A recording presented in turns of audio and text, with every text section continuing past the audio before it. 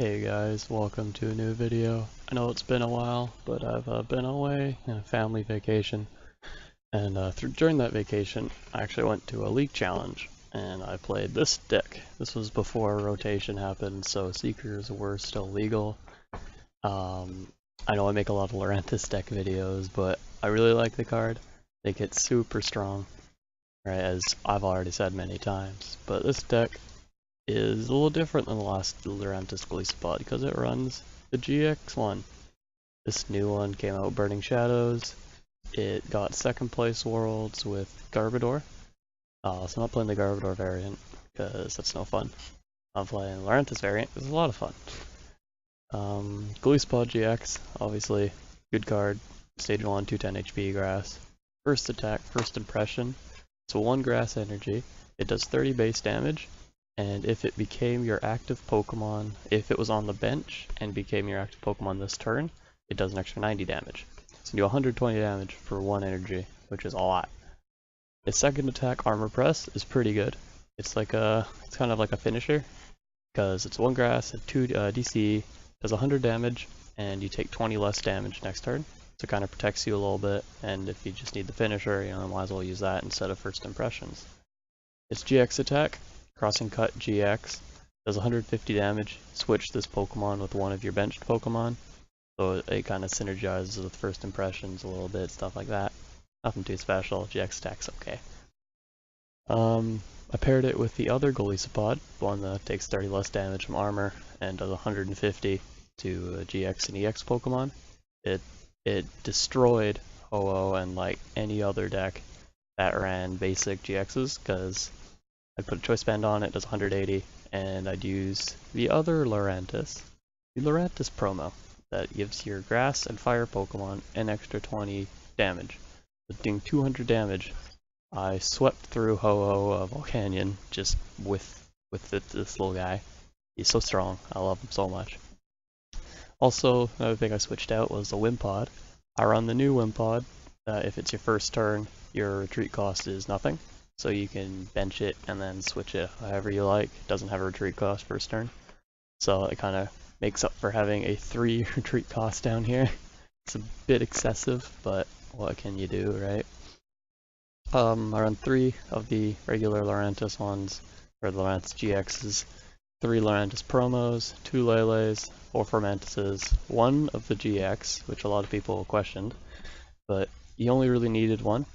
Most of the deck was ramping out a Lurantis, and if you had to, or if it was favorable if it was in your favor, ramp out a Golisopod as well. Just by discarding energy, flower supplying, DCs, etc., etc.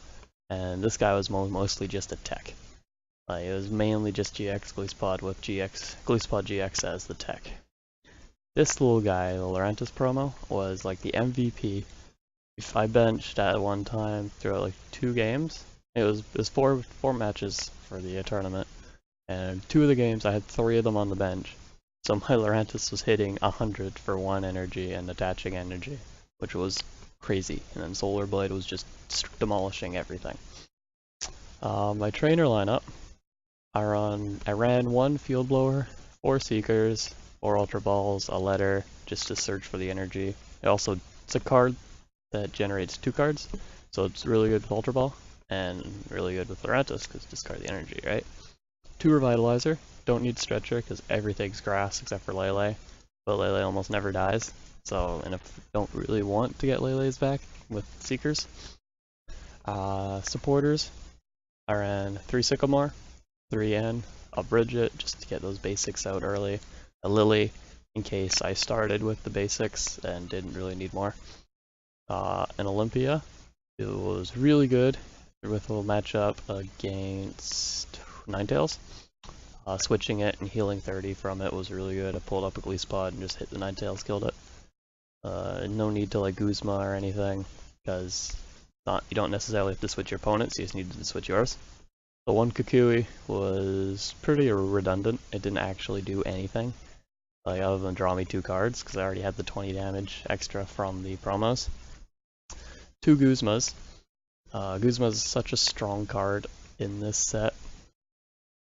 switching your own Pokemon and as well as their own, but you choose both, is super strong. Even if you have a Float Stone, it's just like a Lysander, right? It's like a Lysander with more options, which I really like.